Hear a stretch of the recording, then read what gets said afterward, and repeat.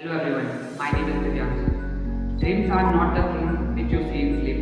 Dreams are the thing which doesn't let you sleep. यानी कि सपने वो नहीं होते जो आप नींद में देखते हो, सपने वो होते हैं जो नींद में आपको सोने नहीं देते हैं। आप लोगों ने ये कथन कहीं पढ़ा होगा या कहीं अवश्य सुना होगा, लेकिन क्या आपको पता है ये कथन किसके द्वारा दिया गया था?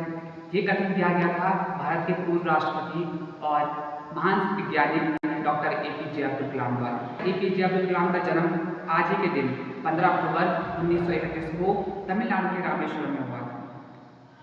उनके पिता पेशे से एक नाविक थे और माता हाउसवाइफ। उन्होंने अपनी एजुकेशन रामेश्वरम से ही पूर्ण की और रामेश्वरम में वो एक गरीब फैमिली से बिलोंग करते थे, इसके लिए उन्होंने रामेश्वरम की गलियों में न्यूज़पेपर बेचने का कार्य किया। उसके बाद अपनी हायर एजुकेशन को कंप्लीट करने के लिए आईआईटी मद्रास एरोस्पेस इंजीनियरिंग में अपनी एरोस्पेस इंजीनियरिंग में बैचलर की डिग्री पूर्ण की। उसके पास उनके पास एरोस्पेस इंजीनियरिंग करने के बाद उनके पास दो ऑप्शन बचे, एयरफोर्स में जाने का या डीआरडीओ में सिलेक्ट होने का। उनका बचपन से समझा था कि उन्हें एरोस्पेस में फाइटर जेट पायलट बनना है। केवल 6 पोस्ट थी और उनकी रैंक आई 7वीं। वो कहते हैं ना, God plans are always better than ours. उसके बाद वो जा पहुँचे DRDO, defence research development organisation, और वही उस समय था जो उनकी लाइफ का गोल्डन पीरियड बनने वाला था। डीआरडीओ में उन्होंने कई मिसाइलों को संचालन करने में महत्वपूर्ण भूमिका निभाई। आपने नाम सुना होगा पृथ्वी, त्रिशूल, अग्नि, ये सब मिसाइल।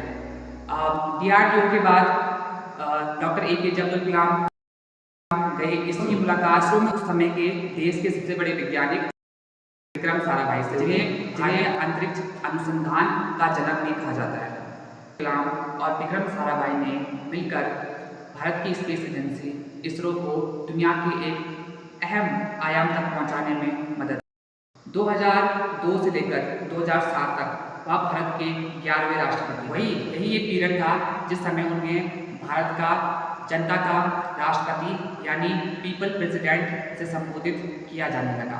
आमतौर पर जब भी कोई राष्ट्रपति भवन में प्रवेश करता है तो वो अपने साथ ट्रकों भर सामान लेकर आता है, लेकिन इसके विपरीत थे हमारे राष्ट्रपति डॉक्टर एपीजे अब्दुल कलाम। जब वो राष्ट्रपति भवन में आए थे तो केवल 2 सूटकेस के साथ आए थे।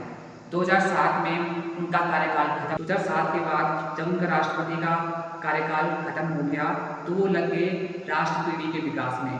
वो न्यू जनरेशन को मोटिवेट करना चाहते थे अपने सपनों को लेकर।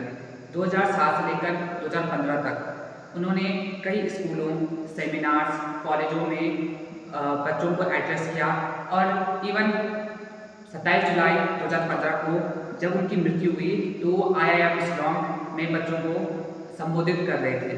इस दौरान उन्हें मायोकार्डियल इन्फेक्शन यानी कार्डियक अरेस्ट आ गया, जिनसे उनकी मृत्यु हुई। I start my speech with the quote of doctor APJ Abdul Kalam and I also want to end with this quote that if you want to sun like a sun, firstly burn like a sun.